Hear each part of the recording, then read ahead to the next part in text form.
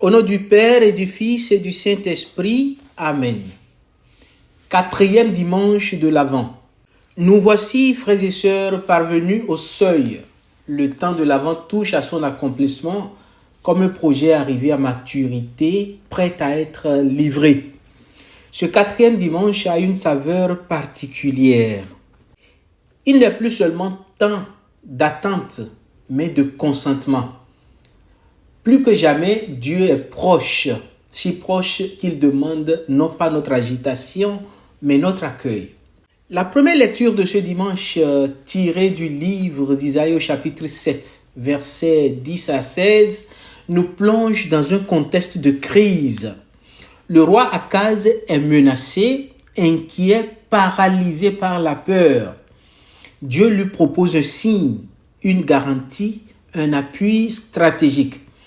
Akaz refuse le signe proposé par Dieu par fausse humilité. Et pourtant, Dieu promet quand même un signe qui dépasse toute attente humaine, une naissance. Ce texte nous rappelle avec force que Dieu ne répond pas à nos peurs par des démonstrations de puissance, mais par une promesse fragile, celle d'un enfant. Là où l'homme attend des garanties visibles, des solutions immédiates, Dieu choisit le chemin de la confiance. Il ne supprime pas d'emblée les menaces, il n'annule pas la complexité de l'histoire, mais il y déploie une présence nouvelle. La promesse de signe faite à Akaz ne s'impose pas par l'évidence. Ce signe demande d'être accueilli, interprété, espéré.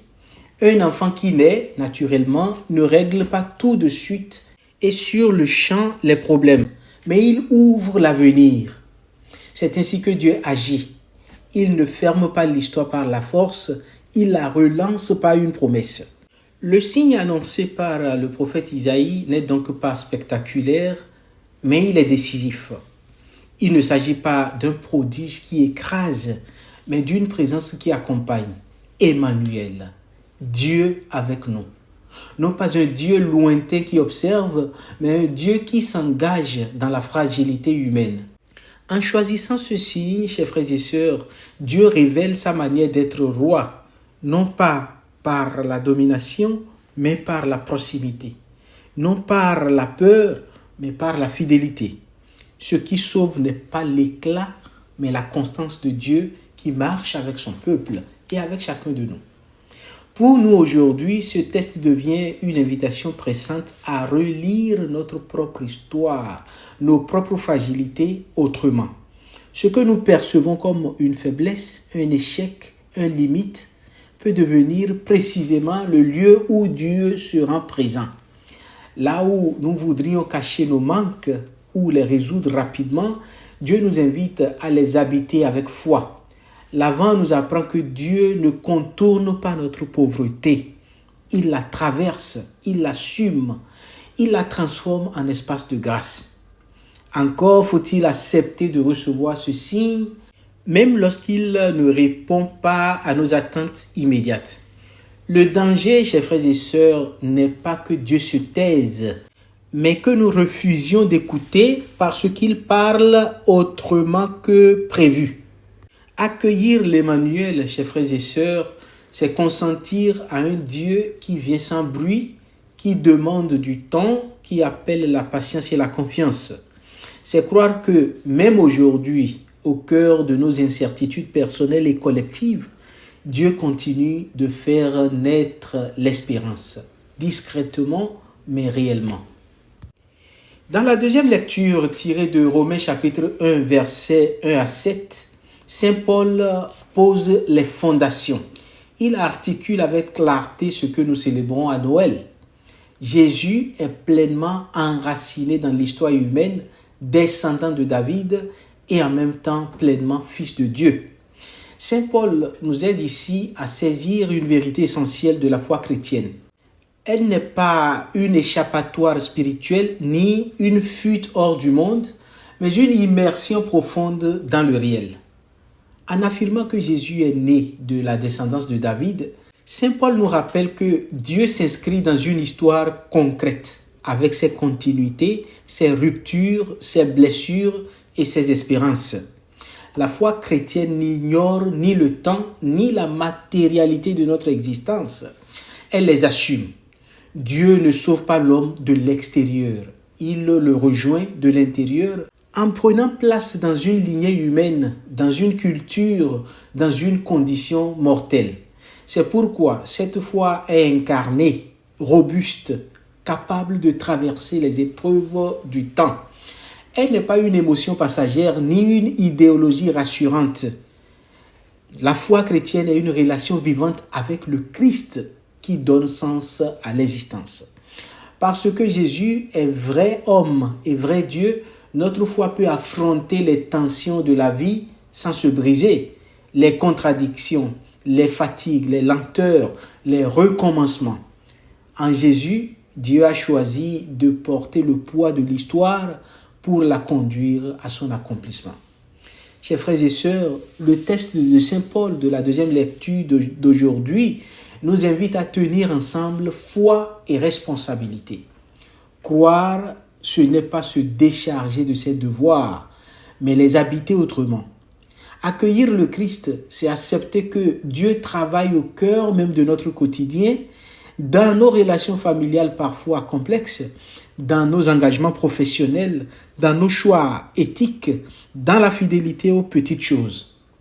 La foi devient alors une force de cohérence intérieure, un principe d'unité qui éclaire nos décisions. La grâce, comme Paul nous le rappelle, n'abolit pas l'histoire, elle la féconde.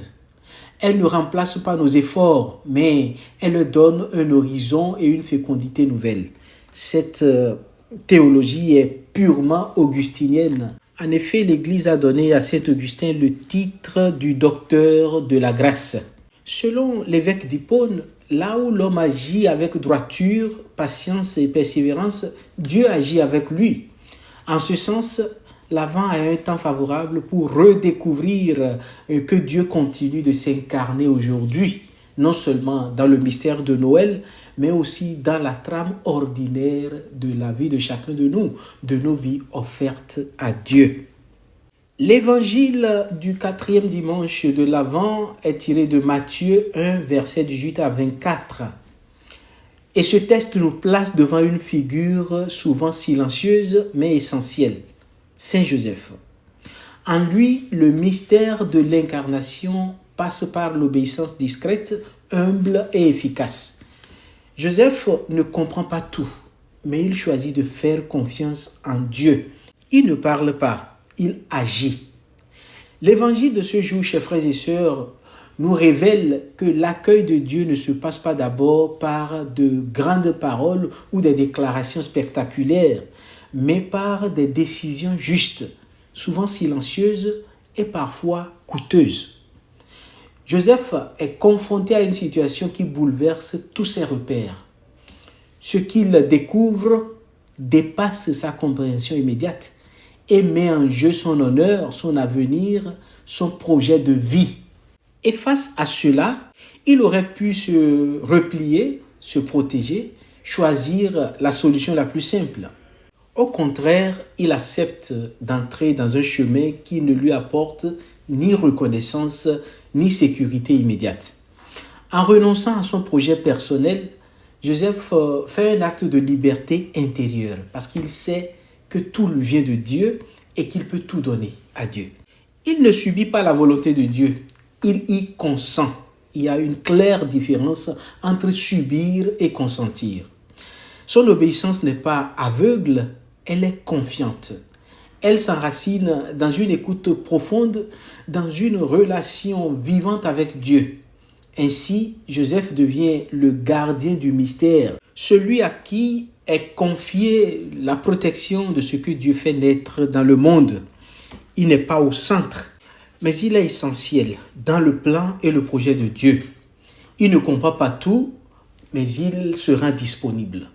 Pour nous aujourd'hui, chers frères et sœurs, Joseph apparaît comme un modèle de foi adulte, solide, capable de traverser l'incertitude. La sienne est une foi qui accepte l'inattendu, qui se laisse déplacer sans se durcir, qui sait faire place à ce qui ne correspond pas à ses plans initiaux. Joseph nous apprend que la fidélité à Dieu ne consiste pas à tout maîtriser, mais à demeurer ouvert à son action, même lorsqu'elle nous déroute quelquefois. À l'approche de Noël, l'évangile de ce jour nous invite à cette nouvelle posture intérieure. Laisser Dieu naître autrement que prévu.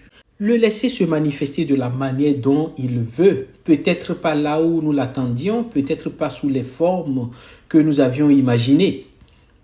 Accueillir le Christ aujourd'hui encore suppose parfois de renoncer à certaines sécurités, de revoir nos priorités, de consentir à une nouveauté qui transforme. C'est dans cette disponibilité humble et confiante, comme celle de Joseph, que Dieu continue d'entrer dans notre histoire et de faire de nos vies un lieu de sa présence. Chers frères et sœurs dans le Christ, ce 4e dimanche de l'Avent nous apprend que Dieu ne s'impose pas. Il se confie. Il demande un espace, un oui, une disponibilité. Le vrai enjeu n'est pas d'être prêt matériellement, mais intérieurement. Et alors, voici la question que nous devons nous poser en ce 4e dimanche de l'Avent. Sommes-nous disposés à accueillir un Dieu qui vient dans la discrétion, la vulnérabilité, la fidélité du quotidien? Noël est proche. Le royaume est déjà à l'œuvre. À nous de lui ouvrir la porte. Prions le Seigneur. Seigneur, à l'approche de la naissance de notre Sauveur, ton Fils bien-aimé, apprends-nous le silence de l'écoute et le courage de la confiance. Comme Marie, rends nos cœurs disponibles à ta parole. Comme Joseph, donne-nous la grâce d'agir avec foi, même quand tout n'est pas clair. Que ton esprit prépare en nous une demeure où le Christ puisse naître à nouveau pour la joie du monde et la paix des cœurs. Amen. Frères et sœurs, je vous souhaite un excellent dimanche dans l'espoir de nous voir pour célébrer ensemble Noël. Dieu Tout-Puissant vous bénisse, le Père, le Fils et le Saint-Esprit. Amen.